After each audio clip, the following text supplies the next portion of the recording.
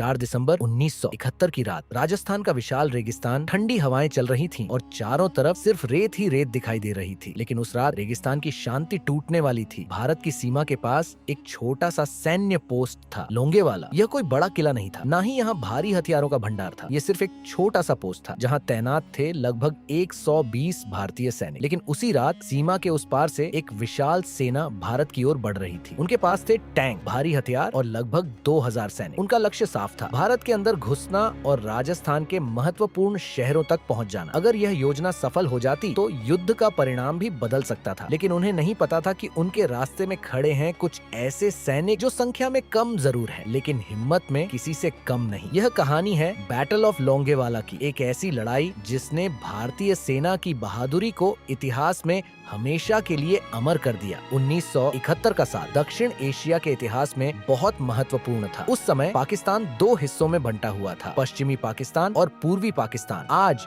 जिसे हम बांग्लादेश के नाम से जानते हैं, वह उस समय पाकिस्तान का ही हिस्सा था। लेकिन पूर्वी पाकिस्तान के लोगों को लगता था कि उनके साथ अन्याय हो रहा है। वहाँ के लोगों को राजनीतिक अधिकार कम मिलते थे और धीरे धीरे यह असंतोष एक बड़े आंदोलन में बदल गया। पूर्वी पाकिस्तान के लोग स्वतंत्र देश बनाना चाहते थे। इस आंदोलन का नेतृत्व कर रहे थे शेख मुजीबुर रहमान। स्थिति इतनी गंभीर हो गई कि पाकिस्तान की सेना ने वहां कठोर कार्रवाई शुरू कर दी। इससे लाखों लोग अपने घर छोड़कर भारत की सीमा में आने लगे। भारत के लिए यह बहुत बड़ी मानवीय समस्या बन गई। भारत ने इस स्थिति में पूर्वी पाकिस्तान के लोगों का समर्थन किया और यही समर्थन भारत और पाकिस्तान के बीच सीधे टकराव का कारण बन गया। 3 दिसंबर 1971 की शाम पाकिस्तान ने अचानक भारत के कई एयरबेस पर हमला कर दिया। यह हमला अचानक था और इसका उद्देश्य भारत को चौंकाना था, लेकिन भारत ने तुरंत जवाब दिया। इसके साथ ही भारत और पाकिस्तान के बीच पूरा युद्ध शुरू हो गया। यह युद्ध कई मोर्चों पर लड़ा जा रहा था, हवा में, समुद्र में और जमीन पर। भारतीय सेना पूरी ताकत से जवाब दे रही थी। पूर्वी मोर्चे पर भारत की सेना तेजी से आगे बढ़ रही थी, लेकिन पश्चिमी मोर्चे पर पाकिस्तान ने एक अलग रणनीति बनाई थी। उनका लक्ष्य था भारत का ध्यान बांटना और इसके लिए उन्होंने राजस्थान के रेगिस्तान को चुना। पाकिस्तान की सेना ने सोचा कि अगर वे राजस्थान के रास्ते भारत में घुस जाएं, तो वे जल्दी ही महत्वपूर्ण भारतीय शहरों तक पहुंच सकते हैं। इस योजना का लक्ष्य था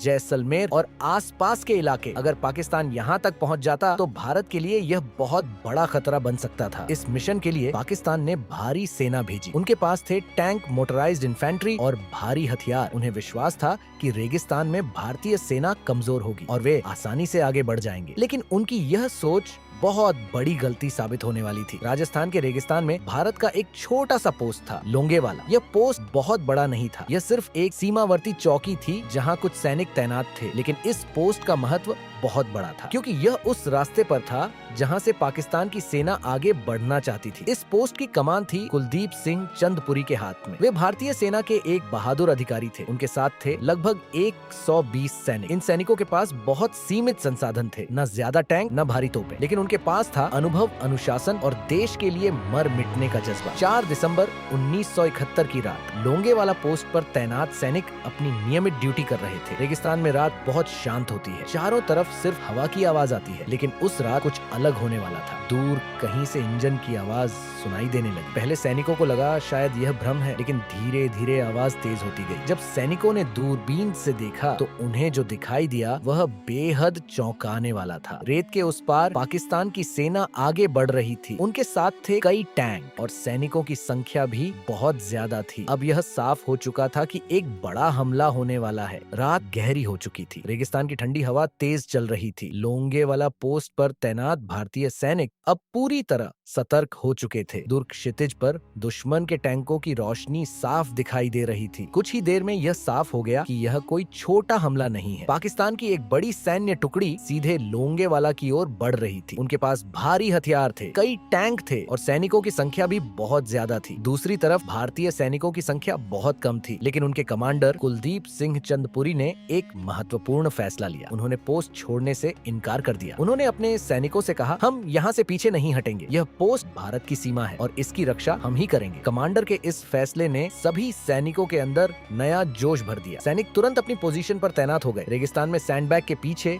मशीन गन लगा दी गई। राइफलें तैयार थीं। अब सभी को इंतजार था दुश्मन के पहले हमले का और फिर कुछ ही पलों में पहला धमाका हुआ। दुश्मन के टैंकों से गोले दागे जाने लगे। रेगिस्तान की शांत रात अब युद्ध भूमि में बदल चुकी थी। भारतीय सैनिकों ने भी तुरंत जवाबी हमला शुरू कर दिया। मशीन गन की गोलियां अंधेरे को चीरती हुई निकल रही थी। चारों तरफ धुएं और धमाकों का माहौल था, लेकिन भारतीय सैनिक अपनी जगह से टस से मस नहीं हुए। अब लोंगेवाला की लड़ाई पूरी तरह शुरू हो चुकी थी।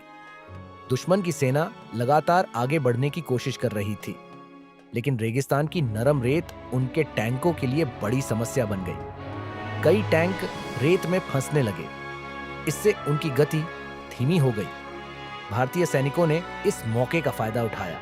उन्होंने फंसे हुए टैंकों को निशाना बनाना शुरू कर दिया। कुछ ही पलों में एक टैंक में जोरदार धमाका हुआ।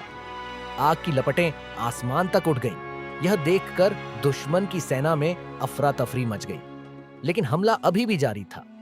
भारतीय सैनिक पूरी रात लड़ते रहे। रेगिस्तान की ठंडी रात में गोलियों और धमाकों की आवाज गूंजती रही। गोला बारूद धीरे धीरे कम हो रहा था, लेकिन किसी सैनिक ने हार नहीं मानी। वे जानते थे कि अगर वे पीछे हट गए तो दुश्मन भारत के अंदर घुस जाएगा। इसीलिए हर सैनिक अपनी आखिरी ताकत से लड़ रहा था। घंटों की लड़ाई के बाद धीरे धीरे सुबह होने लगी। सूरज की पहली किरण रेगिस्तान की रेत पर पड़ने लगी और उसी समय आसमान में एक आवाज गूंजी। यह आवाज थी भारतीय लड़ाकू विमानों की। जैसे ही सुबह हुई, आसमान में दिखाई दिए इंडियन एयर फोर्स के लड़ाकू विमान। भारतीय वायुसेना ने तुरंत दुश्मन के टैंकों पर हमला शुरू कर दिया। एक एक करके कई टैंक नष्ट हो गए। रेगिस्तान में धमाकों की आवाज गूंजने लगी। पाकिस्तान की सेना अब पूरी तरह घबरा चुकी थी। उनकी योजना पूरी तरह विफल हो चुकी थी। कुछ ही देर में दुश्मन की सेना पीछे हटने लगी। रेगिस्तान की रेत पर अब सिर्फ नष्ट हुए टैंक और वाहन दिखाई दे रहे थे। भारतीय सैनिक अपने बंकर से बाहर निकले। उन्होंने चारों तरफ देखा। यह एक अविश्वसनीय जीत थी। सिर्फ 120 भारतीय सैनिकों ने एक बड़ी सैन्य टुकड़ी को रोक दिया था। लोंगेवाला की यह लड़ाई भारत के सैन्य इतिहास में हमेशा के लिए दर्ज हो गई। आज भी जब भारतीय सेना की बहादुरी की बात होती है तो लोंगेवाला का नाम जरूर लिया जाता है, क्योंकि उस रात रेगिस्तान की रेत पर कुछ बहादुर सैनिकों ने इतिहास बदल दिया था।